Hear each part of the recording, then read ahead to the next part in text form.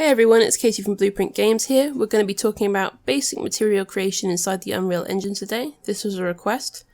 We're not going to be making anything specific today. I'm going to be covering a lot of topics, but this is just to give you a foundation lesson on every single part of material creation. So we're going to be talking a bit about refraction, a bit about subsurface scattering, a bit about PBR shading, and so this is just going to give you some general knowledge about material creation overall.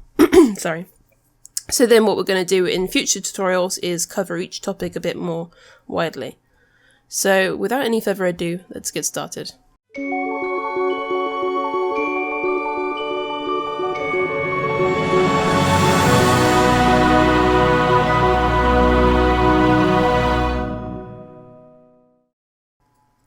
Okay, so you can see that I've got some materials already set up here. I'm just going to talk a bit about each of them quickly, and then we're going to cover each material node in more detail.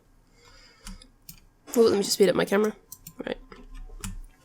So here we have a material made with a diffuse texture. Now this is how I used to make my materials. A diffuse texture, let me just get rid of that one. Okay, so this is my material set up already.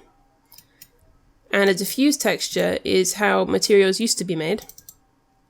Let me open it. Oh, there we go. Where is it not opening? There we go. Sorry. And the difference between this and how we do materials nowadays is that they have shaded the material already. So someone has gone in and taken a photo of something and it's still got all the shadows there. But since we're making all our shadows in Unreal Engine, we don't want these shadows to be here. So I'm going to show you something called an albedo texture. Ooh.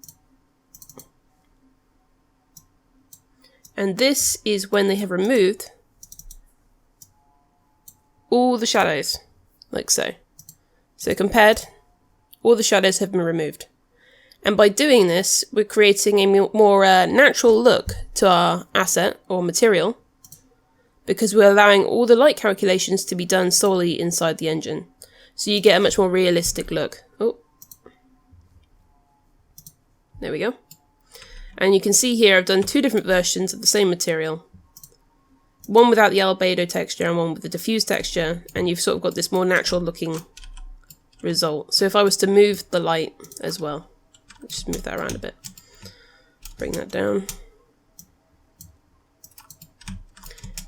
And you can sort of see that we've got a more natural result.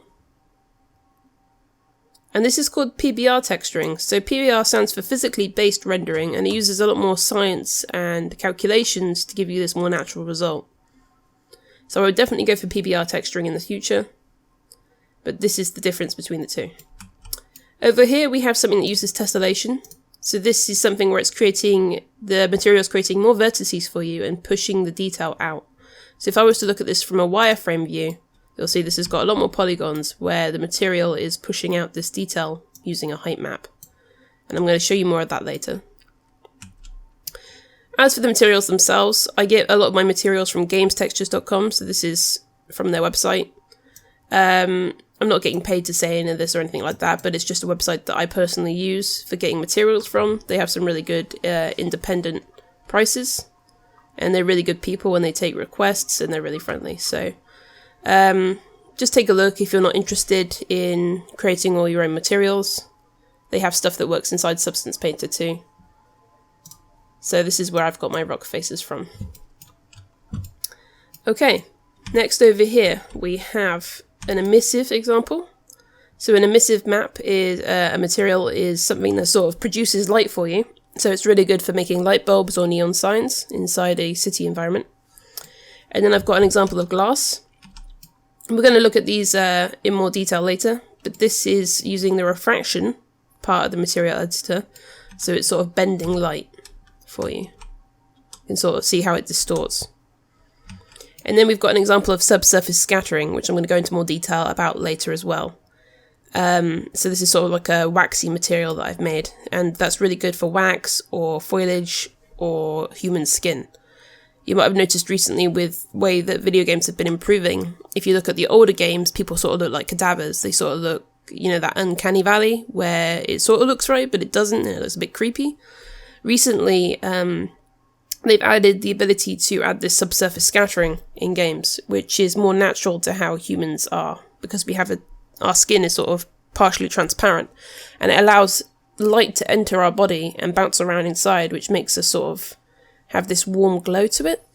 I'll be putting some links in the description for you to look at, which will go more into subsurface scattering and a bit about subsurface scattering in games so you can really see it in action. But it gives a much more natural result, and we'll talk about that in more detail later. Okay, so let's get started with a very basic material. I'm going to go to my content browser here, and I'm going to right click and go to create basic asset, and we're going to click material. And then you can name that anything you want. So I'm going to call that just plastic. Okay? To bring up your material editor, just double click.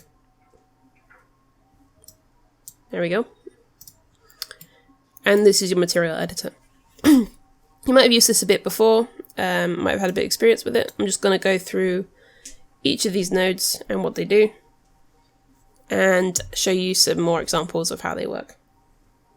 Okay, so first off we have the base color. This is quite literally defining what base color you want your material to be.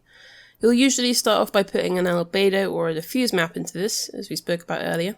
But to get started, we're just going to put in a simple color. So hold 3 down on your keyboard and click, like so. And then what you want to do is drag this node into your base color. And this defines your color. Then you can go here to your constant and change this to anything you want. So let's go for a nice purple color. Okay.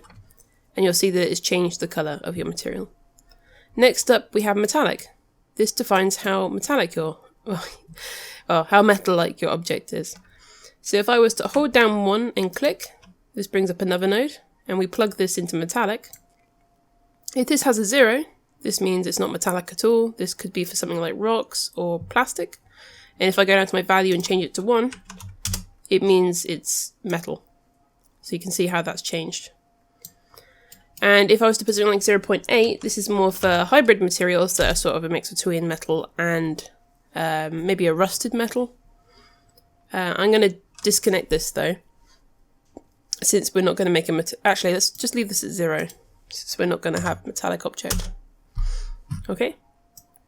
Specular is something that I used to use a lot more when I was using the diffuse map system and not the PBR system, but it just sort of defines how shiny an object is.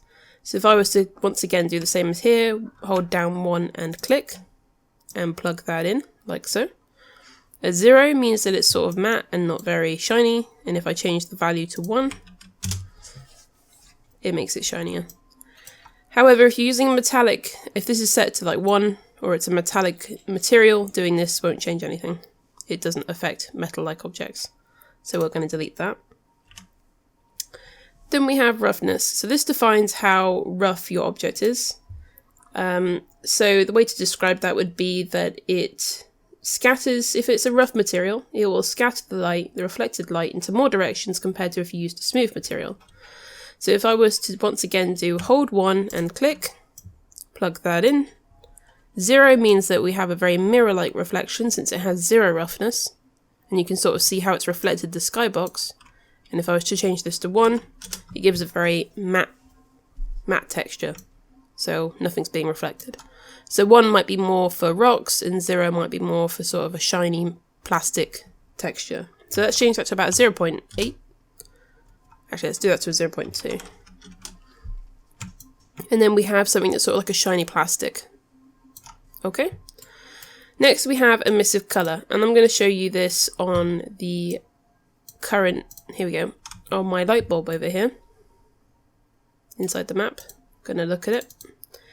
This is an emissive texture. So what I've done is I've plugged in a color, and don't worry too much about this because we'll do this on a further tutorial, but I've multiplied it and plugged it into the emissive color and multiplied it by 10 to give it this glow.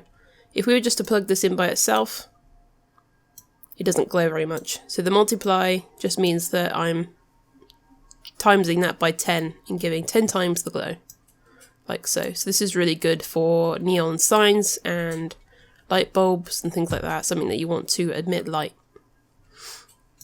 Okay. Right. So that's what emissive color does. Opacity, this is really good for things like transparent things like windows, glass, things like that. So what I want to do to turn that on, because you can see it's been grayed out, is I need to go to my blend mode and go to translucent. And once again, 1 and click, plug that in.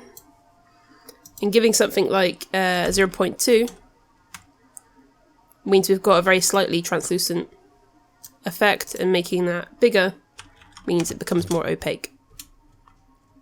Like so. Okay? To disconnect this, by the way, when you've already connected them, you can right click and do break link. Like so.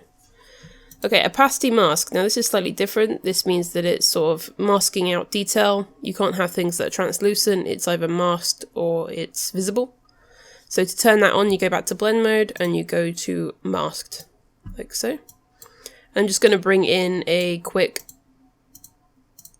mask from my content browser. Give me a minute to find one.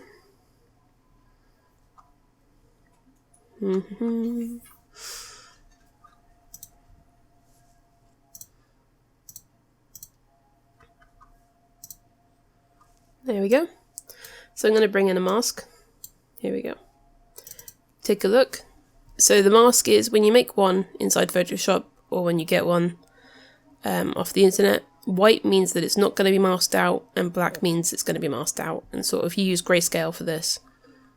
So if I was to then plug this in, like so, into my opacity mask, so you take this one here, and plug it into opacity mask, and we look at that on a plane, or on a square even, you can see that it is now masked out the sections that were black. And if you get one that's backwards, so maybe, because you can see it's masked out sections we don't actually want it to mask out, you can use a fancy little node called 1-. So you right click and type in 1-, and that just sort of inverts things for you. Just a quick little tip.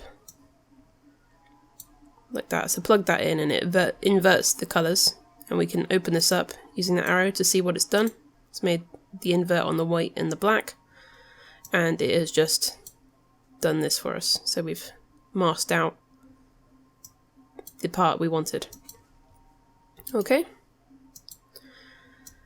Next we have normal maps, and this is one of my favourite things in material creation. When I first discovered it, I was completely amazed because it is just so clever.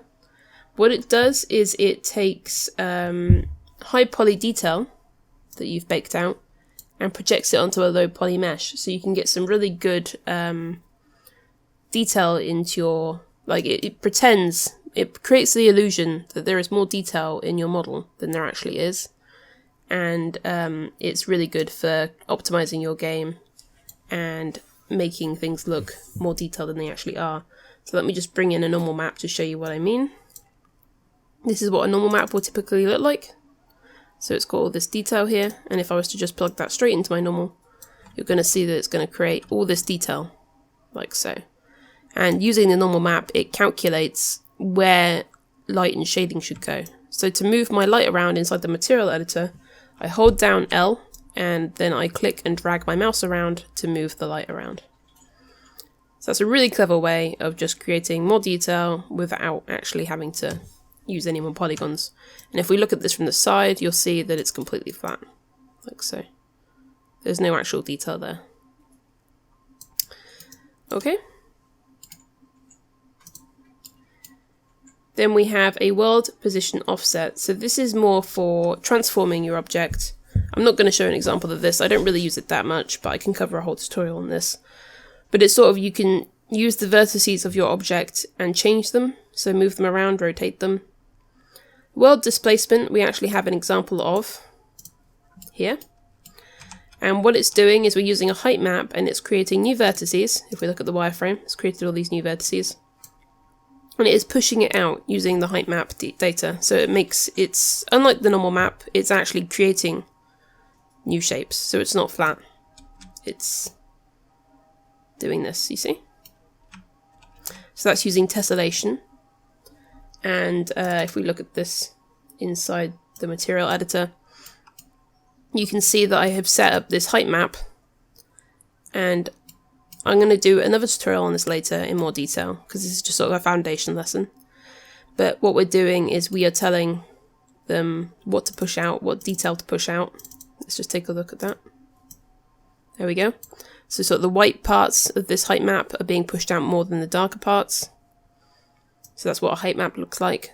And then we have a tessellation multiplier to sort of tell the program how much we want to multiply that by. So if I put that as 10, that's going to push out the data a lot more and sort of tessellate it a lot more. And if we were to multiply this more as well, how much we want to push the data out, and this is how much we want to tessellate by. Okay, I'll show you how to also turn on tessellation quickly. Scroll down to here on your details, and you can, to turn it on, you need to go to here, your tessellation mode, and pick if you want flat tessellation, which is simple tessellation, or simple spline based tessellation. Okay, but I tend to not use this that often because it can be a bit costly. But ooh, where do we go? So that is tessellation. You see it's pushed out all that data for you. Okay. Right, back to what we were doing. Okay, so then we've got subsurface coat. I'm going to do a quick lesson now on what subsurface scattering is, so you understand what's going on. Okay, so let's talk a bit about what subsurface scattering is. Subsurface scattering is when light enters an object.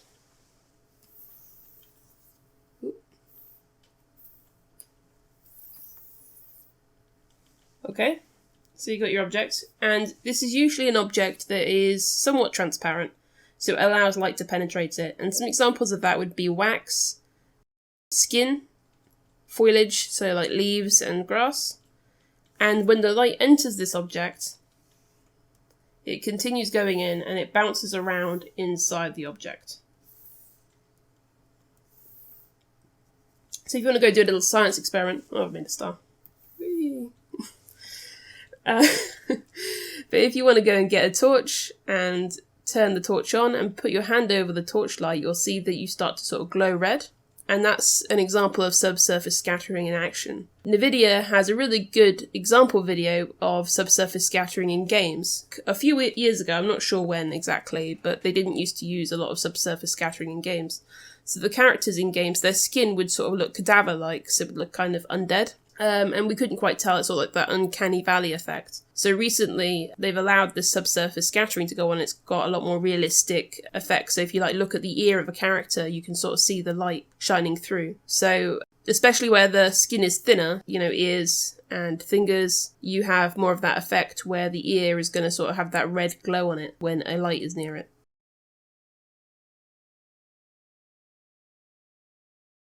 Okay, so this is the wax material that I'd set up earlier, that I've shown you at the beginning of the lesson, and I just wanted to show you how that was set up now that you've learnt what subsurface scattering is.